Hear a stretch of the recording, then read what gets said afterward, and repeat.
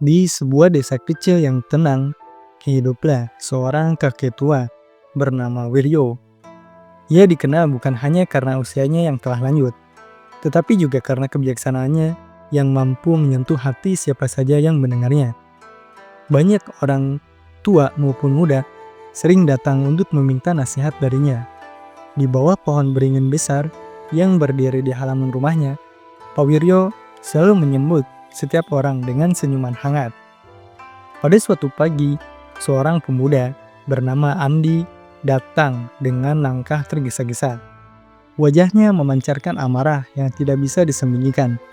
Ia baru saja mengalami penghinaan dari sekelompok orang yang meremehkan dirinya. Andi merasa direndahkan, tidak dihargai, dan hatinya dipenuhi rasa sakit yang mendalam. "Kakek," panggil Andi dengan nada frustasi. "Saya tidak tahu harus berbuat apa lagi. Mereka terus merendahkan saya. Mereka bilang saya bodoh, tidak berbakat, dan tidak akan pernah sukses." Kata-kata mereka seperti racun masuk ke dalam kepala saya dan membuat saya merasa tidak berharga. Apa yang harus saya lakukan? Pak Wiryo menatap Andi dengan tatapan lembut. Ia memahami rasa sakit yang dirasakan pemuda itu. Tanpa berkata apa-apa, Pak Wiryo bangkit dari tempat duduknya dan mengajak Andi untuk duduk bersamanya di bawah pohon beringin. Pohon itu berdiri kokoh dengan dahan-dahannya yang besar dan akar-akarnya yang menjalar kuat ke dalam tanah. "Anakku," kata Pak Wiryo dengan suara tenang, "sebelum aku menjawab pertanyaanmu, coba lihat pohon beringin ini. Apa yang kamu lihat darinya?" Andi memandang pohon itu sejenak sebelum menjawab, "Ini pohon yang besar dan kokoh, Kek. Akar-akarnya kuat dan daunnya rimbun. Sepertinya tidak ada yang bisa merusaknya." Pak Wiryo tersenyum mendengar jawaban Andi. "Benar, pohon ini kokoh dan besar. Tapi tahukah kamu, saat dia masih kecil, banyak yang meremehkannya. Ketika masih berupa tunas kecil, burung-burung mematuk daunnya, hewan liar menginjak-injaknya. Bahkan angin kencang hampir mencabutnya dari tanah. Namun, pohon ini tidak menyerah. Ia tetap tumbuh, perlahan tapi pasti. Akar-akarnya terus menancap dalam, hingga suatu hari ia menjadi sebesar ini." Andi mendengarkan dengan seksama, tetapi ia masih merasa kebingungan. "Apa hubungannya dengan saya, Kek? Saya bukan pohon." Pak Wiryo tertawa kecil.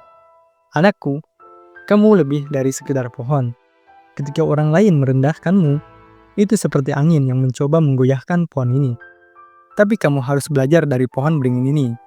Jangan biarkan hinaan orang mencabutmu dari akarmu. Tetaplah berdiri, tetaplah bertumbuh. Biarkan waktumu tiba untuk menunjukkan siapa dirimu yang sebenarnya."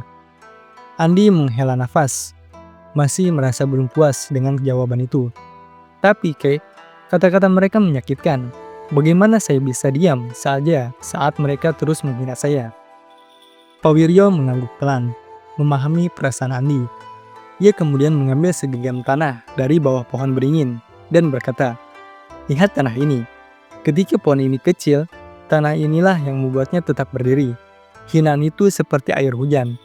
Kadang, hujan deras bisa membuat tanah ini berlumpur dan kotor. Tapi, tanpa hujan, pohon ini tidak akan bertumbuh. Jadi, jangan anggap hinaan itu sebagai hal buruk semata. Jadikan itu sebagai bahan bakar untuk membuktikan bahwa kamu lebih kuat dari yang mereka kira."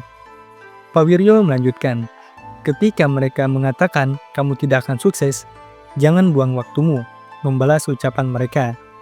Sebaliknya, gunakan energi itu untuk bekerja lebih keras, belajar lebih banyak, dan menjadi lebih baik. Biarkan tindakanmu yang berbicara, bukan mulutmu." Ani mulai merenungkan kata-kata kakeknya. Namun, ia masih penasaran. "Tapi, Kek, bagaimana jika mereka tidak pernah berhenti menghina saya, bahkan ketika saya sudah membuktikan diri?" Pak Wiryo tersenyum lagi, kali ini dengan tatapan penuh kebijaksanaan. "Andi, orang yang suka merendahkan orang lain biasanya melakukannya karena ada sesuatu yang hilang dalam diri mereka. Mereka merasa lebih baik dengan merendahkan orang lain. Jadi, jangan biarkan hinaan mereka masuk ke dalam hatimu. Itu bukan tentang dirimu, tapi tentang mereka. Kamu tidak perlu mengubah pendapat semua orang. Yang penting adalah bagaimana kamu melihat dirimu sendiri. Andi mulai tersenyum, merasa hatinya lebih ringan. Ia menyadari bahwa selama ini ia terlalu fokus pada apa yang dikatakan orang lain, sampai-sampai melupakan tujuan utamanya. "Terima kasih, Kek," kata Andi dengan suara lebih tenang. "Saya akan mencoba mengikuti nasihat kakek." Pak Wiryo menepuk bahu Andi dengan lembut. "Ingatlah, anakku, dunia ini penuh dengan orang yang akan merendahkanmu. Tapi itu tidak penting. Yang penting adalah bagaimana kamu meresponnya.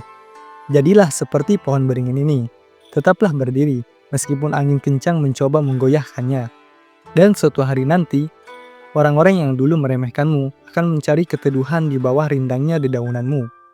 Setelah hari itu, Andi menjalani hidupnya dengan semangat baru. Ia tidak lagi terlalu memikirkan hinaan orang lain. Sebaliknya, ia menggunakan kata-kata mereka sebagai motivasi untuk bekerja lebih keras dan membuktikan bahwa dirinya lebih dari apa yang mereka bayangkan. Dan ketika ia mengenang nasihat Pak Wiryo, Andi selalu berkata kepada dirinya sendiri, "Hinaan tidak akan pernah mencabut akarku. Aku akan terus berdiri, terus bertumbuh, dan membuktikan bahwa aku lebih kuat dari angin yang mencoba meruntuhkanku."